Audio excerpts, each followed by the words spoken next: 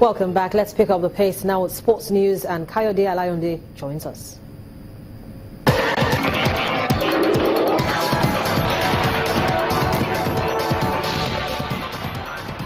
Welcome to Sports News. Reigning Africa champions, the Super Falcons of Nigeria, have moved up 2 places to 35th in the latest FIFA World Rankings. The Super Falcons won the Women's Africa Cup of Nations in Cameroon in December and thus retained their #1 position on the continent. The Black Queens of Ghana, who finished 3rd at the Women's AFCON, took just 1 step up to 45th and are ranked 2nd in Africa. Hosts of the Women's AFCON Cameroon retained their 47th position and are 3rd on the continent. Meanwhile, Swedish club Kristianstad has announced the signing of Super Falcons captain Rita Chikwelu. The central midfielder signed a 2-year deal with the club after spending the last 6 years of her career with rivals. The Chikwelu also featured in the UEFA Women's Champions League with Umia. Prior to her move, Chikwelu was in Finland for 3 seasons with FC Pietarsaari and FC Turku. And Arsenal target Julian Draxler has finally completed his expected move to Paris Saint-Germain from Wolfsburg. The German international has spent a 4.5-year deal with the French giants after being granted his wish to leave the Bundesliga side. Wolfsburg were holding out for £34 million for the 23-year-old, and it appears their demands have now been met following official confirmation today. Draxler joined Wolfsburg from FC Schalke in August 2015, scoring 23 goals in 153 Bundesliga appearances.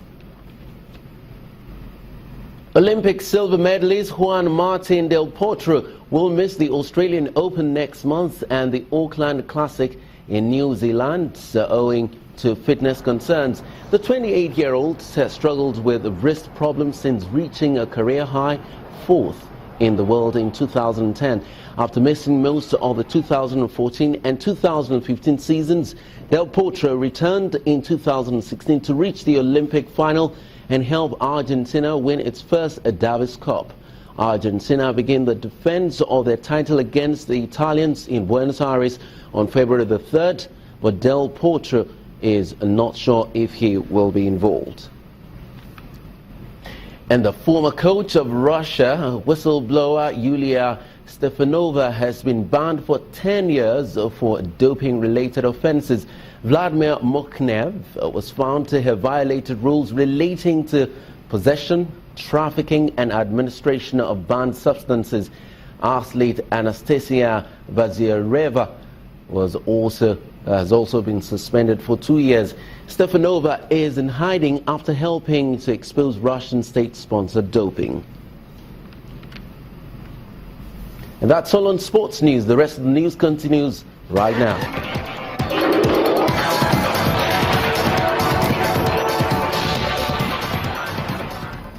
It's Christmas Eve and millions all over the world are in a celebratory mood. In the United States, President Barack Obama wished all Americans a Merry Christmas and praised the sacrifices of the military. The celebration is, however, muted in Berlin, where a terror attack left 12 people dead on Monday. Christmas, everybody. U.S. President Barack Obama and First Lady Michelle Obama wish Americans a Merry Christmas on Saturday in their final annual address in that capacity. One of the best parts of the holiday season is spending time with the special people in your life. And for me, that means getting some help from my best friend for our annual Christmas weekly address. Now, given how our first Christmas weekly address went, I realized that Barack needed all the help he could get. Celebrating the holidays in the White House over these past 8 years has been a true privilege. We've been able to welcome over 500,000 guests. Our outstanding pastry chefs have baked 200,000 holiday cookies. That's a lot of cookies. And Barack has treated the American people to countless dad jokes. The President and the First Lady recognized U.S. troops and their families for their service and encouraged people to visit the military's website to find out how to support service members, veterans and military families in their communities. Meanwhile, Iraqis celebrate their first Christmas near Mosul in the village of Batella after government forces pushed out Islamic State fighters. Christians held a mass at the Mat Shimoni Church with the head of the counter-terrorism unit, Lieutenant General Abdul Ghani al-Assadi, in attendance. In Europe, flowers and candles dominate the Christmas market in Berlin, which was the site of Monday's truck attack that killed 12 people. The Islamic State has claimed responsibility for the attack, in which a truck slammed into a crowd of people and bulldozed wooden huts selling Christmas gifts and snacks beside a famous church in West Berlin. Amidst all this, Santa Claus has begun his journey to deliver Christmas gifts to children all over the world, leaving his home in the Finnish town of Rovaniemi on Friday evening.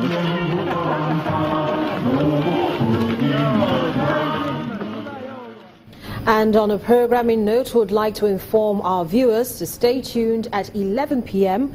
for a special documentary on Nigerian immigrants who go through terrible conditions in the Sahara Desert to Europe in search of a better life.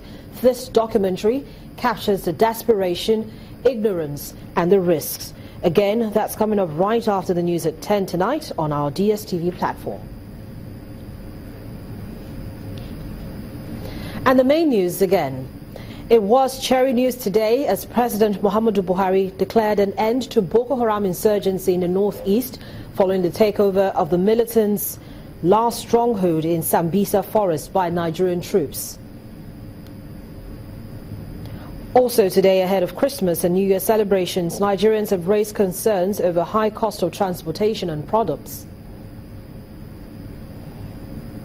And millions around the world today intensified preparations to celebrate Christmas. That's the news at 10 tonight. Many thanks for staying with us. I'm Harriet Agbini. Have a good holiday.